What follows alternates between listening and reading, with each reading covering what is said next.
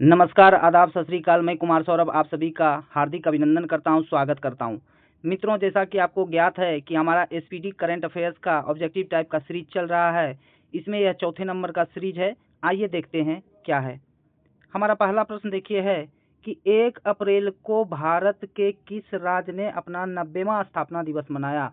तो ये मनाया है उड़ीसा ने। अच्छा, आपको ज्ञात होगा कि 1 अप्रैल 1936 को बिहार से अलग करके ओडिशा राज्य का गठन किया गया था। आइए अगला देखते हैं। कह रहा है कि किस देश की जनसंख्या में लगातार 14वें साल गिरावट दर्ज की गई है? तो ये जो गिरावट दर्ज किया गया है ये जापान। आप लोगों को बताना है कि जापान के वर्तमान में प्राइम मिनिस्टर कौन है। अगला देखिए, किस राज्य सरकार ने भूमि सुरक्षा और पारदर्शिता सुनिश्चित करने के लिए भू भारती पोर्टल लॉन्च किया है? तो भू भारती पोर्टल किसने लॉन्च कर दिया भाई? तो आप बताइएगा, तेलंगाना ने। अगला, लगातार चौथे साल भारत का सबसे बड़ा व्यापारिक साझेदार कौन बना है? तो ये बना है अमेरिका। अगला, त्रिभाषा पॉलिसी को लागू करने वाला पहला भारतीय राज्य कौन बन गया? जिन्होंने त्रिभाषा पॉलिसी को क्या किया है? लागू किया है। ये बना है महाराष्ट्र। आगे कह रहा है, भारतीय सेना के कितने जवानों को संयुक्त राष्ट्र पदक दिया गया है? तो संयुक्त राष्ट्र पदक कितने सेनाओं को दिया गया है? तो आप बताइएगा, 821। आगे कह रहा है, हालिया जारी एक रिपोर्ट के अनुसार कौन सा राज्य सरकारी अस्पतालों में मरीजों को मुफ्त दवा वितरण करने के मामले में अव्वल रहा है? तो ये रहा है बिहार। अगला क्वेश्चन, किस देश के मसाकी काशीवारा को एबेल पुरस्कार 2025 मिला है? तो ये है जापान के मसाकी काशीवारा।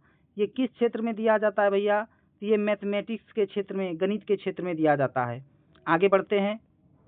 159 नंबर कह रहा है, 2024-25 में भारत के निर्यात में कितने प्रतिशत की वृद्धि दर्ज की गई है? ये की गई है 5.5% का वृद्धि।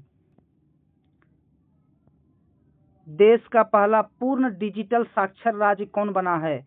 ये बना है केरल। हाल ही में रक्षा साहित्य महोत्सव कलम और कवच 2.0 का आयोजन कहाँ किया गया है? तो ये किया गया है नई दिल्ली में। किस आईआईटी ने कीटाणुओं से लड़ने के लिए होस्ट प्रोटीन की खोज की है? तो यह जो खोज किया है आईआईटी मुंबई।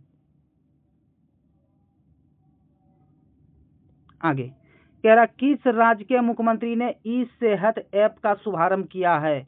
तो ई सेहत ऐप का शुभारंभ जो किया है ये किया है जम्मू कश्मीर केंद्र शासित प्रदेश। आगे 18 अप्रैल 2025 को लॉन्च की गई पुस्तक संस्कृति का पंचम अध्याय ये किस बारे में है? ये प्रधानमंत्री मोदी के भाषणों का संकलन है। आगे चलते हैं। कहता है कि वर्चुअल दलित साहित्य पुरस्कार 2025 से किसे सम्मानित किया गया है? ये सम्मानित किया गया है पी शिवकामी को। आगे अप्रैल 2025 में साइबर सुरक्षा के लिए QNU लैब्स द्वारा लॉन्च किए गए प्लेटफॉर्म का नाम क्या है? इसका नाम है क्यू शील्ड। कहता है कि डोनाल्ड ट्रंप द्वारा भारतीय वस्तुओं पर 9 अप्रैल 2025 से लागू पारस्परिक टैरिफ का प्रतिशत क्या है? तो ये 26%। और मैं आपको बता दूं, डोनाल्ड ट्रंप अमेरिका के राष्ट्रपति हैं और वो कौन से नंबर के राष्ट्रपति हैं? तो वो 47वें राष्ट्रपति हैं। आगे चलते हैं। आयुष्मान भारत योजना में शामिल होने वाला 35वां जो है कि राज्य कौन बन गया है? तो ये प्रश्न बहुत ही इम्पोर्टेंट है आपके परीक्षा के लिए। तो यह है Delhi. Indian super league ISL 2024-25 का खिताब किसने जीता? तो ये जीता है मोहन बगान सुपर जायंट ने। अगला प्रश्न है, हाल ही में किस ट्रेन में बैंक ऑफ महाराष्ट्र द्वारा देश का पहला ऑटोमेटेड टेलर मशीन ATM स्थापित किया गया है? तो ये किया गया है पंचवटी एक्सप्रेस में। अगला देखते हैं हमारा 171 नंबर, माधवपुर घेड़ा मेला कहाँ आयोजित किया गया है? तो माधवपुर घेड़ मेला ये जो है कि गुजरात में आयोजित किया गया है। आगे देखते हैं, कहता है एससी वर्गीकरण अधिनियम लागू करने वाला पहला राज्य कौन बन गया है। तो एससी वर्गीकरण अधिनियम लागू करने वाला पहला राज्य तेलंगाना है। हाल ही में भरनी उत्सव कहाँ मनाया गया, मोस्ट इंपोर्टेंट क्वेश्चन। भरनी उत्सव बहुत ही चर्चित है, केरल में। अगला देखेंगे, किसे लीजेंड ऑफ इंडोस्कोपी पुरस्कार से सम्मानित किया गया है। तो लीजेंड ऑफ इंडोस्कोपी पुरस्कार किसे दिया गया है, तो डी नागेश्वर रेड्डी को। अगला देखेंगे, वर्ष 2024-25 के लिए किस राज्य ने सबसे अधिक वास्तविक आर्थिक विकास दर हासिल किया है। तो ये जो विकास दर सर्वाधिक हासिल किया है, ये किया है तमिलनाडु ने। अगला, हाल ही में एशिया के पहले vertical lift span railway bridge नए पंबन ब्रिज का उद्घाटन कहाँ हुआ है। तो ये जो हुआ है, ये तमिलनाडु में हुआ है। अगला, किस राज्य ने छतों पर सौर ऊर्जा को बढ़ावा देने के लिए सौर मिशन शुरू किया है। तो ये नागालैंड ने किया है। 178, किस राज्य सरकार ने डॉक्टर भीमराव अंबेडकर अभयारण्य को राज्य का 25वां अभयारण्य घोषित किया है। तो ये घोषित किया है मध्य प्रदेश सरकार ने। आगे चलते हैं, चर्चा में रहा तहव्वुर राणा का संबंध किस बड़ी आतंकी घटना से है। ये 26/11 मुंबई हमला से। बहुत ही जो है कि मतलब निंदनीय यह हमला था। आगे चलते हैं, 9 अप्रैल 2025 को राष्ट्रपति डोनाल्ड ट्रंप द्वारा घोषित 90 दिवसीय वैश्विक टैरिफ विराम से अमेरिका ने किस देश को बाहर रखा है। तो ये बाहर रखा है चीन को। आगे चलते हैं, कह रहा है कि वक्फ संशोधन अधिनियम 2025 कब लागू हुआ। तो 8 अप्रैल 2025 को। वक्फ क्या होता है, ये जो धार्मिक कार्यों से जुड़े जो भूमि को दान में दिया जाता है, उसको बोलते हैं वक्फ। आगे देखिएगा, राष्ट्रपति द्रौपदी मुर्मू को लिस्बन में कौन सा पुरस्कार मिला है। तो यह जो पुरस्कार मिला है, ये मिला है key to the city of Lisbon. आगे देखिएगा, हमारा अगला है कि किस राज्य के सभी मदरसों में एनसीईआरटी पाठ्यक्रम अनिवार्य कर दिया गया है। तो आपको पता है उत्तर प्रदेश, योगी आदित्यनाथ मुख्यमंत्री हैं।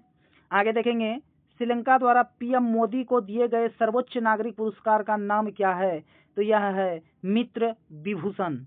आगे चलते हैं, कहता है फ्रेड डारिंगटन सैंड मास्टर पुरस्कार पाने वाले पहले भारतीय कौन बने हैं।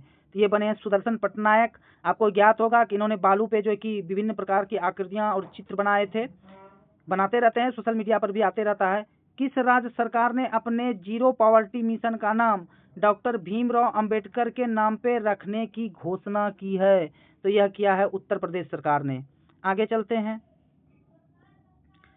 कह रहा है छठा बिम्स्टेक शिखर सम्मेलन का आयोजन कहाँ हुआ है। तो ये हुआ है थाईलैंड में। आगे देखेंगे कि T20 में 100 अर्धशतक पूरे करने वाले पहले भारतीय कौन बने हैं। तो ये बने हैं विराट कोहली। पीपीएससी वाला प्रश्न। आगे देखेंगे, भारत में जन्म के समय लिंगानुपात 918 से बढ़कर कितने हो गया है। तो ये 930 हो गया है। मतलब ये हुआ कि 1000 पुरुषों पर 930 महिलाएं हो गई। इसी को क्या बोलते हैं, लिंगानुपात। आगे चलते हैं, आगे नोमेड कैपिटलिस्ट पासपोर्ट इंडेक्स 2025 में कौन शीर्ष पर रहा है। तो ये आयरलैंड रहा है। आगे देखेंगे, हाल ही में किसे राष्ट्रीय युवा पुरस्कार से सम्मानित किया गया है। तो ये आकर्ष सराफ को। आगे देखते हैं 192 नंबर क्वेश्चन कौन सा है। कह रहा है अंतर्राष्ट्रीय आपराधिक न्यायालय से हटने वाला पहला यूरोपीय देश कौन सा बन गया है। तो ये बन गया है हंगरी। नीति आयोग द्वारा जारी राजकोषीय स्वास्थ्य सूचकांक में कौन शीर्ष पर रहा है। मोस्ट इंपोर्टेंट प्रश्न, ये उड़ीसा रहा है। आगे देखेंगे, किस राज्य सरकार ने पिछड़े बच्चों के लिए 100% स्कॉलरशिप का ऐलान किया है।